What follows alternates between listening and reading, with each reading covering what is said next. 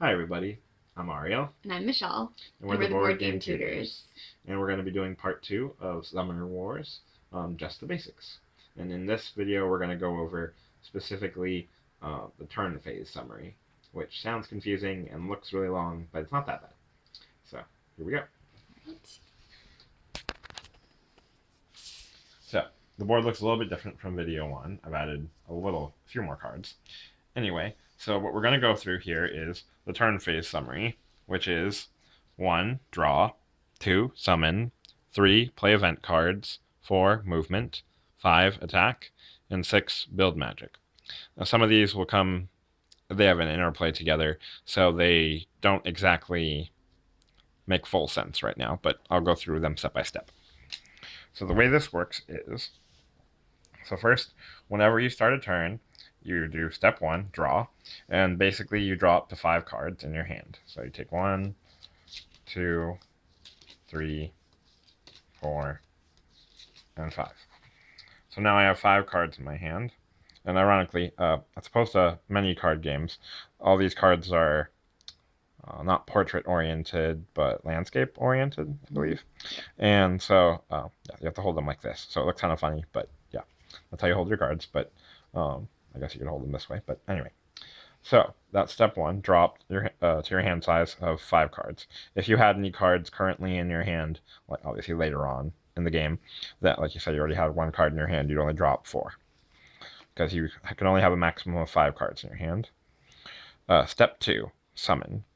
So summoning, um, the way you explain summoning, it all revolves around walls, which is what this thing over here is, um, and also your magic pile.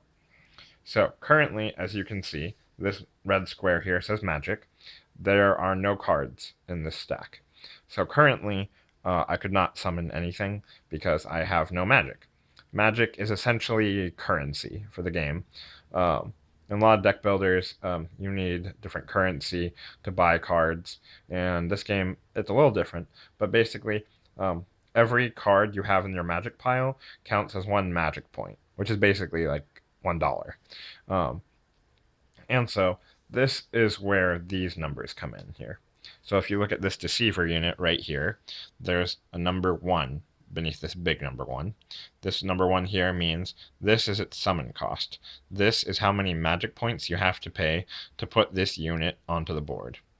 And see Takulu, this is universal for all summoners. They have a little lightning symbol there. That means you can't summon them onto the board because guess what? They were already on the board to begin with before you even started playing the game. So yeah, so that doesn't matter. And yeah, so the numbers here underneath these units here will vary. Some of them, for the better units, they're called champions, can range up as high as 4, 5, 6, and maybe even higher points for how many magic points they cost, which is basically currency. So that's how much it costs to summon them. So you would need an equivalent amount of cards in your magic pile to be able to summon a unit onto the board. Now, I know what you're wondering. Okay, so I don't have any magic, so technically I can't summon anything, but let's just pretend, for the time being, let's just say I have 3 cards, 3 magic points in my deck, on my magic pile. So, let me look at my hand. So, like I said, we're still on summoning.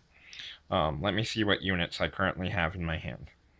So, these 3 cards here, I ignore them for the time being because they're all event cards. So, just not looking at them right now.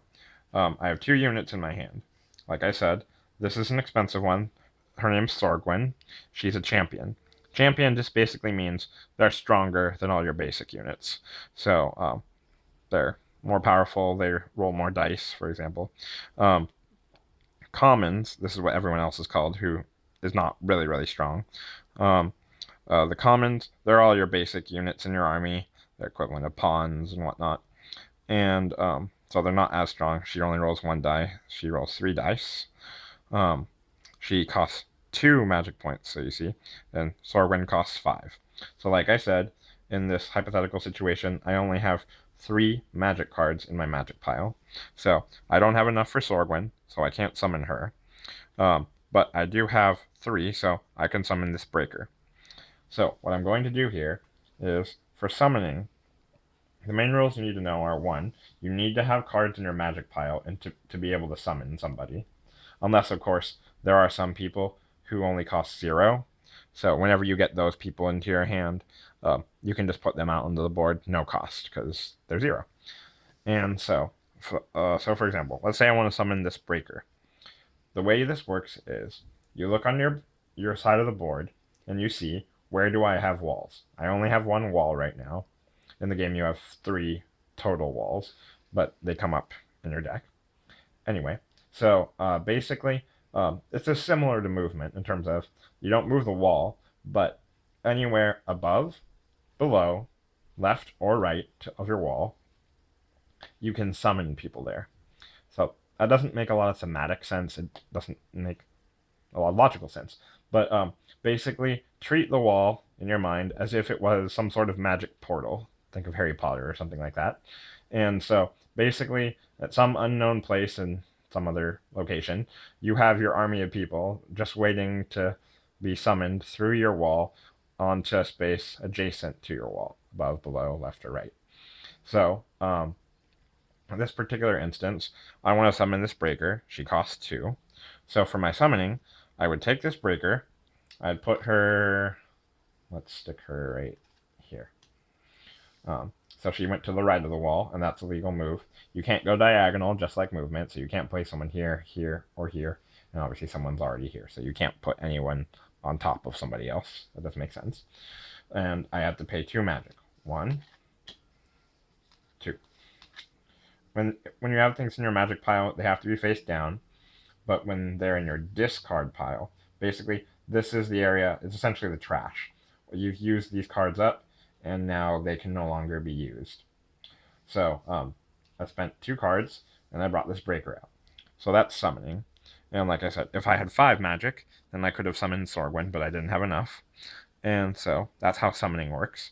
And you can summon as many people onto the board as many spaces you have that are currently open. So I could summon 3 more.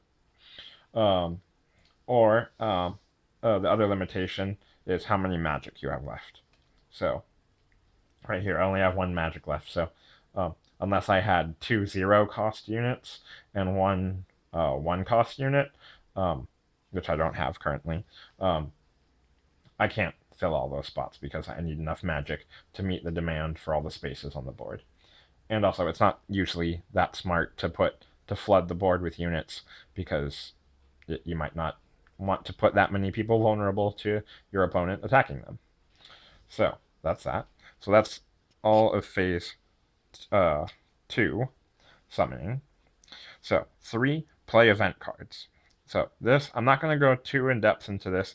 I'm going to do videos for each specific faction in Summoner Wars, all the ones that I have anyway. And so your event cards, they're all really text heavy, and they do a lot of special things. The main thing you need to know about playing event cards are, like I said, I have 3 of them in my hand currently. The way you can identify an event card is, you look at this, there's a huge picture on the right side of the card, and that picture matches a picture of your summoner. So if you look here, it's just a close-up view of Cthulhu on his basic card. There's the title of the card, and then, like I said, there's like a paragraph here, usually a few sentences of text here. And the way event cards work, usually they're always beneficial for you. You read the text, and I'm not going to go into in depth of what mind control is now. When I do Cthulhu's deck, then I'll explain mind control more in depth. But you read the text, you see if you fulfill the conditions that the text outlines, and if you do, then you can perform the action that the card instructs you to do. So mind control, as you could guess from the name, it has something to do with taking control of someone else's mind, which is only good for you. But yeah, like sometimes it involves magic, sometimes it involves distance away from your summoner. Yeah, you'll just find out when I go in more in depth in event cards. Right? Step 4, movement. So I went over that in the previous video, but basically, whenever you do movement, you can move. So you can see on my side of the board, And sometimes, obviously, eventually you're going to have your units on the enemy side of the board to attack your enemy summoner. I have 4 units on the board. For movement purposes, you can only move 3 of your cards. So, and that does not include walls. Walls are stationary units. Not units. They're just stationary event cards. Oh, that's the other thing I forgot. Um, During your event card phase, you can also place more walls onto the board. So let's say I had another wall in my hand. I could place it anywhere on my half on the board. Sorry, forgot about that. Um, okay, so that was playing event cards. Again, sorry. And then movement, like I said, you can move 3 people. So, like I said, each person can move 2 spaces. 1, 2, for example. 1, 2, and you can move 1, 2. All right. So movement's done. Now you can attack with 3 people. Again, just like how you can move with 3 people, now you can attack with 3. So what I'm going to do here is Takulu is too far away to attack Vlox, because if you look at it, he's a ranged fighter, so he could attack anybody within 3 spaces. So he could attack anyone here, here, or here, but Vlox is 4 spaces away, so that doesn't work. I can't attack anybody with a deceiver. I can't attack I can't attack anybody with this deceiver, and I can attack somebody with this breaker. So you can do a maximum of 3 attacks, but right now I can only attack once. So here I grab my die. Um, the breaker is ranged, so she can't attack the thief from this distance. 1, 2. She could even go 1 more space. So the breaker rolls. She rolled a 1. That was an unsuccessful attack, as you can remember from the previous video. So no damage was done. All right. So, and that's the only attack I could do. So that's that. And lastly, okay. That was important though, because let's say the breaker didn't roll a 1. Let's say the breaker rolled a 5. Um, Whenever you attack an enemy unit, and let's look at the thief here for a second. The thief only has 1 dot there. That means they can only take 1 hit. If the breaker was successful and rolled a 5, that thief would lose that 1 life point. He would now be dead. And whenever you kill an enemy unit, except the summoner, because then the game's over. But whenever you kill an enemy unit, you take that card, you put it in your magic pile. So that is one way to build your magic. Okay? Then lastly, step 6, build magic. So, let's look at my hand again. I have 4 cards remaining after summoning that breaker earlier during my summon phase. Let's just say I don't really like these cards. They're not really useful for me right now. That might not be the case, but I'm just doing it for the purpose of this video. Okay, so that's not that helpful. So I'm just going to take however many cards out of my hand that I don't want. Let's say 2. These 2. And I can build them for magic, which basically means I no longer have access to them. They are in my magic pile. So, for example, one tactic that you might use is I have 2 magic in here already. If I use these 3 event cards and I build them for magic, now I have 5 cards in my magic pile.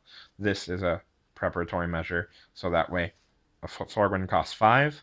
And now I have 5 magic on my next turn to be able to summon Sorgwin. So sometimes you might do that to get the higher cost units. And yeah, that's that. So I think that was all. Let us know if you have any questions or comments, if I missed anything. And thank you so much for listening. All right. Have a great day, guys. I'm going to be doing the next video regarding how normal turn 1 and turn 2 would go during a normal match next. All right, thanks. Bye. Bye.